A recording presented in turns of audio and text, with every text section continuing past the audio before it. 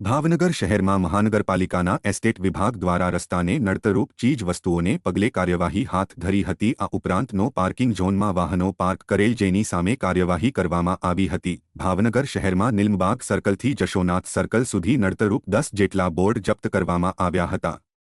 જ્યારે રસ્તાને નડતરરૂપ અને નો પાર્કિંગ ઝોનમાં પાર્ક કરાયેલા 7 જેટલા વાહનોને લોક મારીને 7,000નો દંડ વસૂલાયો હતો।